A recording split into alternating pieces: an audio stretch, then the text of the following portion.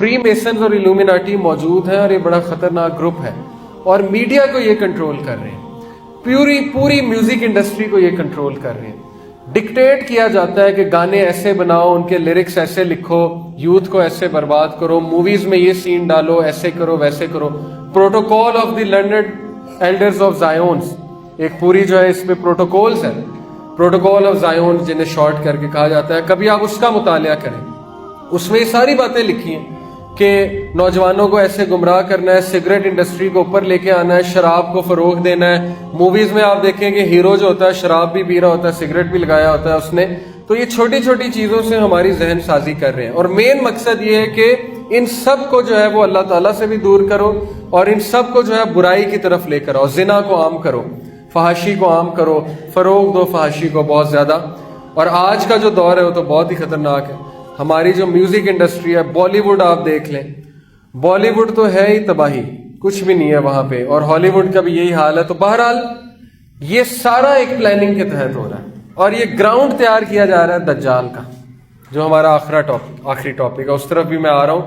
ये सारा ग्राउंड दज्जाल का तैयार हो रहा है क्योंकि दज्जाल अपने पैरोकारों को पीछे लगाएगा और फिर उनको अपनी फौज में शामिल करेगा और उसकी फौज में हर वो इंसान जाएगा जो इस सिस्टम से आ रहा है। वो भी मैं आपको बताता हूं। लेकिन बहरहाल उसने स्टोरी में पूरी बात बताई। कहता है कि फिर मैंने रिसर्च की और जैसे जैसे मैंने रिसर्च की मुझे बाइबल से पता लगा, अपनी किताब से, कि ये तो इब्लीस है, लूसीफर है। लूसीफर इब्लीस को कहा गया है बाइबल। उसने कहा ये तो लूसीफर है क्योंकि लूसीफर की यही खसलतें हैं जो ये हमें बता रहा है। फिर वो कहता मुझे ये भी पता लगा कि ये मेरे माँ बाप नहीं थे जिसको इसने बुलाया था, ये तो फॉलन डीमंस थे, फॉलन एंजल्स थे। वो जिन्नात को फॉलन एंजल्स कहते हैं। बाइबल में जिन्नात को जो बताया गया ना वो ये है कि कुछ एंजल्स ने बगावत की तो अल्लाह ने उन्हें जमीन पर भेज दिया, तो वही जिन्नात हैं, डीमंस हैं वो। लेकिन हमें पता है वो जिन्नात। उसने कहा ये तो फॉलन डीमंस हैं, फॉलन एंजल्स हैं, तो ये मेरे माँ बाप तो थे ही नहीं। यानी उसने सारे के सारे पोल खोल दिए उस डॉक्यूमेंट्री में, 3 घंटे की डॉक्यूमेंट्री। उसके बाद उसकी मौत वाकई हो जाती है, उसको हार्ट अटैक हो जाता है जिस तरह माइकल जैक्सन को हो गया था।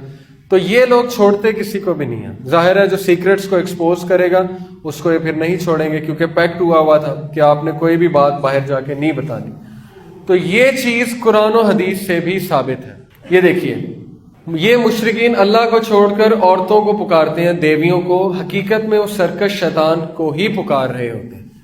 असल में उस बुत के पीछे भी कौन है? शैतान है, जिन है, उसकी रूह है जिन की। इब्राहिम अलैहिस्सलाम ने अपने वालिद से फरमाया, ए अब्बा जान आप शैतान की इबादत ना कीजिए, बेशक शैतान रहमा। उन्होंने क्यों कहा शैतान की इबादत ना कीजिए? क्योंकि उन्हें पता था इसके पीछे शैतान ही है, बुत तो नहीं है ना।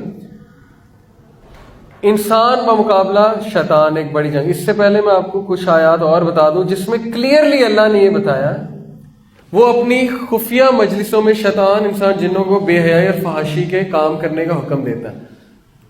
सूरह बकरा आयत 159, वो तुम्हें बुराई और बेहयाई का हुक्म देता है और इस बात का कि तुम अल्लाह के बारे में ऐसी बातें करो जिनका तुम्हें इल्म नहीं है। शैतान तुम्हें मुफलिसी से डराता है और तुम्हें शर्मनाक काम करने का हुक्म देता है। बेशक अल्लाह का वादा बरहक है, बस तुम्हें दुनिया की जिंदगी कभी धोखे में ना डाल दे और कहीं शैतान तुम्हें अल्लाह के बारे में धोखे में ना डाल दे। और उसने डाल दिया। वेस्ट को उसने ये कह दिया कि मैं खुदा हूं। मुनाफिकीन अहले जन्नत को पुकारेंगे, क्या तुम्हें हमारे साथ नहीं थे? कहेंगे हाँ, मगर तुमने अपने आप को निफाक में मुब्तला किया और मुसलमानों के सिलसिले में किसी आफत का इंतजार करते रहे और शक में पड़े रहे और झूठी उम्मीदों ने तुम्हें धोखे में डाल दिया। वो इन महफिलों में झूठी उम्मीदें दिलाता है कि मैं ऐसे कर दूंगा, मैं वैसे कर दूंगा, मैं तुम्हें ये पोजीशन दे दूंगा, और दे भी देता है, लेकिन असल में वो आखिरत का खसारा ही खसारा है। तो कुरान मजीद से ये बातें